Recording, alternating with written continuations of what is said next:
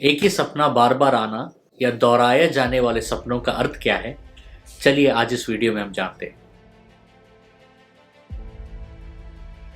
मैंने बहुत सारे टीचिंग्स के ऊपर वीडियोस बनाया है और उसका लिंक्स नीचे डिस्क्रिप्शन में है, ज़रूर उस लिंक्स में जाना ना भूलिएगा। पहले हम समझेंगे कि जो सपने दोहराए जाते हैं उसका पॉजिटिव अर्थ क्या है, उसका अच्छा अर्थ क्या है। बहुत सारे सपने हमारे जीवन में दोहराए जाते हैं, मतलब एक बार एक सपना आया, फिर वो सपना और एक बार और एक समय में वही सपना को और एक बार आप देखते हो जो दोहराया जाता है।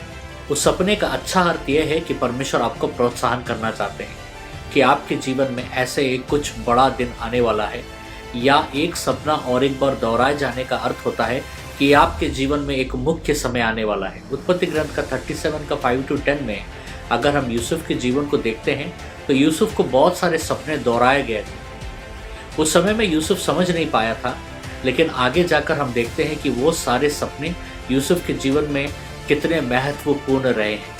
और जैसे वो सपने आए हैं, उस सपनों के अर्थ के अनुसार यूसुफ का जीवन भी उसी रीति से परमेश्वर ने परिवर्तन किया और इस्तेमाल किया। क्योंकि यिर्मयाह का 29 का 11 में परमेश्वर कहता है कि सिर्फ मैं जानता हूँ वो योजनाएं जो मैंने तुम्हारे जीवन में बनाई हैं, और वो सारी योजनाएं मिलकर तुम्हारी भलाई के लिए हैं। अब हम नेगेटिव एस्पेक्ट को देखते हैं, दोहराए गए सपने का बुरा अर्थ को हम देखते हैं। अगर कोई भी सपना दोहराया जा रहा है तो इसका मतलब ये जानिए कि वो बहुत इंपॉर्टेंट ड्रीम है, बहुत मुख्य सपना है।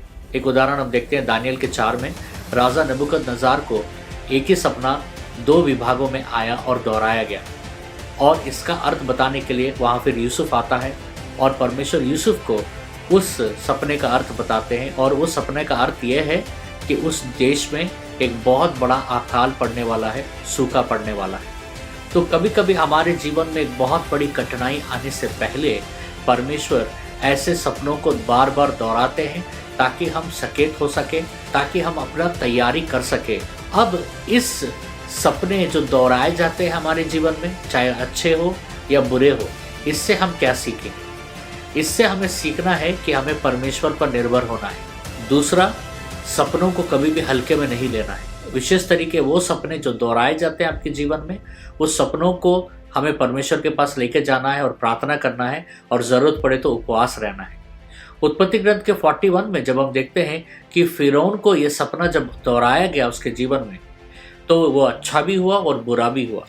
अच्छा बात यह है कि उस समय में यूसुफ था जो सपने का अर्थ बता पाता था परमेश्वर के सामर्थ्य के द्वारा, और यूसुफ आकर उसको बताता है कि एक बहुत बड़ा अकाल पड़ने वाला है, और यही नहीं बल्कि उस अकाल के लिए कैसा तैयारी करना है ये भी बताया गया।